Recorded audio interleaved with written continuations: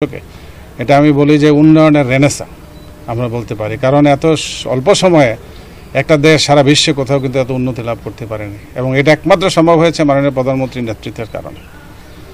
এবং সেদিকে আমরা এগিয়ে যাচ্ছি, এবং সেটা যে 2008-এর নির্বাচনের যে ইশতেহার ছিল যে ডিজিটাল বাংলাদেশ, আপনারা জানেন তখন এই ডিজিটাল বাংলাদেশ নিয়ে অনেকে উপহাস করেছে, যারা স্বাধীনতা বিরোধী শক্তি চক্র তারা উপহাস করেছে। জাতির পিতা বঙ্গবন্ধু শেখ মুজিবুর রহমান তার আজন্ম লালিত স্বপ্ন ছিল শোষণহীন দারিদ্র্যমুক্ত একটা সোনার বাংলা প্রতিষ্ঠার। এবং আপনারা জানেন এটা অত্যন্ত দুর্ভাগ্য হইল যেটা যে ইতিহাসের এক জঘন্যতম নিষ্ঠুর বর্বরতার শিকার হয়েছিলেন জাতির পিতা এবং তার পরিবারের অন্যান্য সদস্যরা। তার ধারাবাহিকতায় জাতির পিতার যে সুযোগ্য কন্যা আমাদের মাননীয় প্রধানমন্ত্রী শেখ হাসিনা, তার নেতৃত্বে বাংলাদেশ সে সোনার বাংলা দিকে এগিয়ে যাচ্ছে। এবং ইতিমধ্যে আপনারা দেখেছেন যে আমরা নিম্ন আয়ের দেশ থেকে আমরা কিন্তু মধ্যম আয়ের দেশে পরিণত হয়েছি। যে বিষয়টা এটা তো আপনারা জানেন যে সরকার ইতিমধ্যে বিভিন্ন ইনিশিয়েটিভ নিয়েছে এবং বিভিন্ন পদক্ষেপ নিয়ে কাজ হচ্ছে। এটা আমি মাত্র আজকে জয়েন করেছি, এটা আমার মনে আজকে এই পর্যন্তই আপনাদেরকে বলি। পরবর্তীতে যদি কোনো কিছু থাকে আমি বিস্তারিত পড়ব।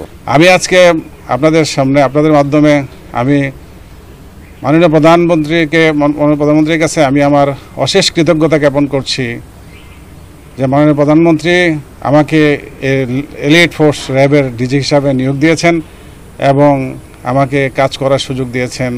মাননীয় প্রধানমন্ত্রীর কাছে আমি অনেক কৃতজ্ঞ, অশেষ কৃতজ্ঞ। আপনারা দেখেছেন যে আপনার যে বিভিন্ন যে সরকারের যে স্টেটমেন্টগুলো, যে এখানে আসলে একটা ফোর্স তো এখানে কারো দায় নিবে না, বুঝতে পারছেন না। কেউ যদি কোনো ভুল ত্রুটি করে থাকে এটা কিন্তু ফোর্স এই দায় নেবে না, এর দ্বারা ইন্ডিভিজুয়াল। কাজে এইখানে তো আপনার এই একজন ইন্ডিভিজুয়ালের সাথে তো আপনার র্যাবের ভাবমূর্তির কোনো বিষয় না। শৃঙ্খলা ও স্থিতিশীলতার জন্য কিন্তু যারা উন্নয়নের এই যাত্রায় যারা প্রধানমন্ত্রীর সাথে সারথি ছিলেন, সেটা আমি বলবো যে আজকের পুলিশ এবং এই যে এলিট ফোর্স র্যাব। এবং আপনারা জানেন যে মাদক, জঙ্গি, সন্ত্রাস দমন, আপনার জলদস্যু, বনদস্যু এদেরকে নির্মূল করা, আপনার রাষ্ট্রীয় শৃঙ্খলা এবং জননিরাপত্তা, জনশৃঙ্খলা রক্ষা, অপরাধ দমন এবং নিয়ন্ত্রণে এই র্যাবের এলিট ফোর্স র্যাবের রয়েছে কিন্তু এক ঐতিহ্য, এক গৌরবোজ্জ্বল ইতিহাস, এক গৌরবোজ্জ্বল ঐতিহ্য রয়েছে।